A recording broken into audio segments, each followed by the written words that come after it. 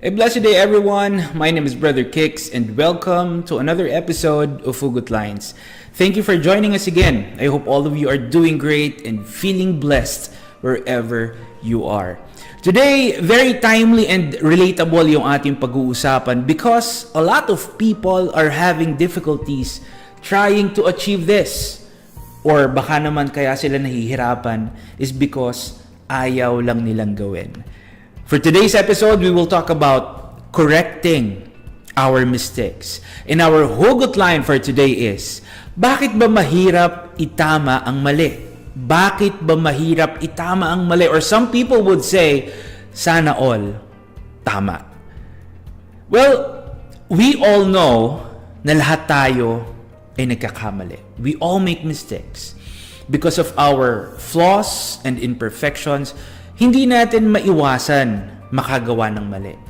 Bata ka man or matanda, babae man or lalaki, we are prone, we are vulnerable to making mistakes. And unfortunately, yung mga nagagawa nating mali, hindi lang tayo ang naaapektuhan, hindi lang tayo ang apektado. Our mistakes can negatively affect even the people around us, particularly our family and our loved ones. At bilang resulta ng mga nagagawa nating mali, we tend to hurt people. We tend to push people away from us. Dahil sa mali natin, nakakasakit na tayo ng ibang tao. And the truth is, even though we are created vulnerable to mistakes, kahit tayo ay prone na makagawa ng mali, that is not an excuse para paulit-ulit tayong gumawa ng mali. You see, no matter how great or small, regardless of the magnitude or seriousness of what we did wrong, a mistake is always a mistake. Ang mali ay mali.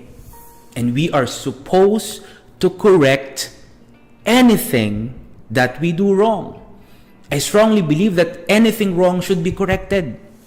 Anumang pagkakamali ay kailangang itama. You know why? Dahil kapag hindi mo itinama yung pagkakamaling nagawa mo, you will just keep on doing it. You will just keep on repeating that mistake. Uulit-ulitin mo lang yung maling ginagawa mo because you don't see the need to correct it. Until such time that you will no longer see your mistake as something wrong. Hindi na mali yung tingin mo sa ginagawa mong mali. Which also means, sanay ka na. It means komportable ka na sa paggawa ng mali. And worse, paulit-ulit at sanay ka na ding nakakasakit ng ibang tao. That's why, like we said, regardless of what we did wrong, maliit man ito or malaking pagkakamali, dapat natin itong itama. We need to resolve and rectify it, lalo na para sa mga taong nasasaktan dahil sa mga mali natin. Well, the thing is, it's actually very simple. You see, even though we are capable of committing mistakes, even though we are capable of doing wrong things, we are very much capable also of doing what is right and what is good. So kung kaya nating gumawa ng mali, of course, kaya din nating gumawa ng tama. And correcting our wrongs and our mistakes is always the right and good thing to do. Yun ang tamang gawin, to correct our wrongs and our mistakes. But you know what? Most of the time, the problem is really us. Tayo yung nagiging problema dahil ayaw nating gawin. You see, kahit kaya nating itama yung mali natin, kahit alam natin na dapat nating itama yung mga mali natin, kahit yun ang tama at mabuting gawin, hindi natin ito ginagawa dahil ayaw natin. And most of the time, instead of correcting our mistakes, we even try to reason out, we even try to justify yung mga mali natin. Most of the time, we would rather come up with excuses. We would rather come up with justifications kung bakit tayo gumagawa ng mali. And the thing is, we tend to force people. Pinipilit natin yung mga tao to just accept our reasons. Pinipilit natin yung mga tao to just agree with our justifications. So instead of correcting yung pagkakamali natin, pinipilit pa natin yung ibang tao na tanggapin na lang yung mga dahilan natin. Pinipilit pa natin yung ibang tao na mag-agree na lang and just live by our wrongs and our mistakes. And if people won't comply, pag hindi sila pumayag with what we want to happen, anong ginagawa natin? Tayo pa yung nagagalit sa kanila. Tayo pa yung nagtatanim ng sama ng loob sa kanila. Pag hindi nila tinanggap, pag hindi sila nag-agree dun sa mga maling ginagawa natin. The thing is, when we force people to condone our wrongs and our mistakes, if we tell them to just agree and accept yung mga mali natin, we are actually making them part of it. Ibig sabihin, ginagawa natin silang parte ng pagkakamali natin. You see, the truth is, hindi naman mahirap itama ang mali. We just need to want to correct our wrongs and our mistakes. Kailangan nating gustuhin na itama yung mga pagkakamali natin. What we need to do is we need to realize that we are wrong. We need to realize what we did wrong so we can correct and rectify our wrong. But all of this will not happen if we will not want it to happen. Kaya dapat gustuhin muna natin na itama yung mga mali natin. You see, nothing is preventing us from correcting and rectifying our wrongs and mistakes but ourselves.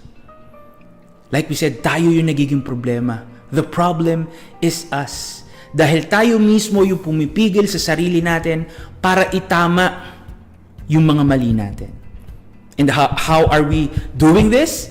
Well, we don't want to correct our mistakes because we don't want to admit our wrongs and mistakes.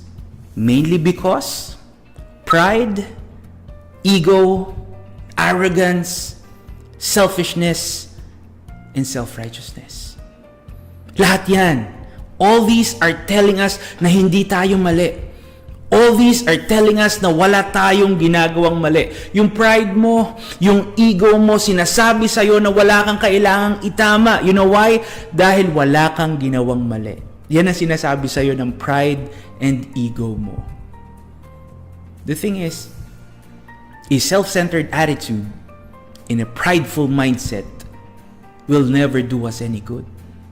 Hindi ito makakatulong, hindi ito makakabuti sa atin. It is never helpful to us and of course to the people around us, lalo na kung tayo ay nagkakamali at lalo na kung tayo ay nakakasakit dahil sa mga pagkakamali natin.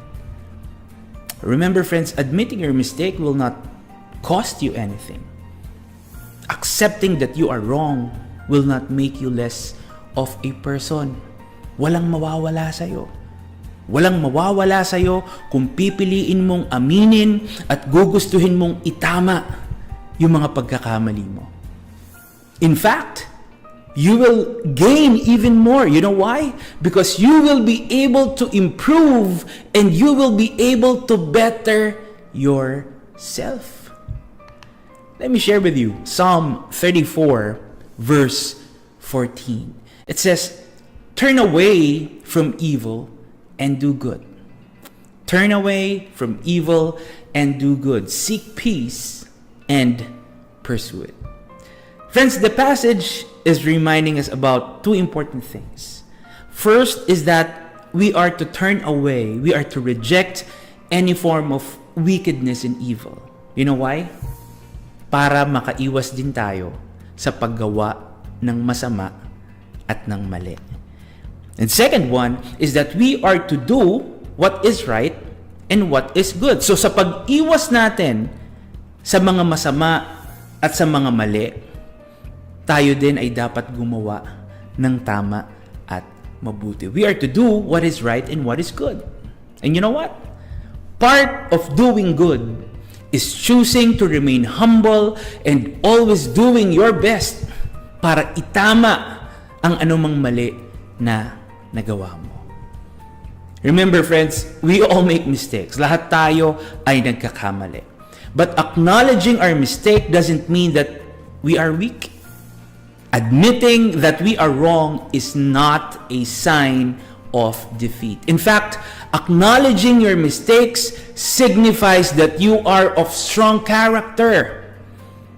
Admitting that you are wrong signifies that you are of great courage. What's important is that we should always consider it as an opportunity to learn, to be better, and to do better the next time. Para hindi na natin ulitin yung mga naging pagkakamali natin. Remember friends, never allow ego and pride to consume you and get the best of you.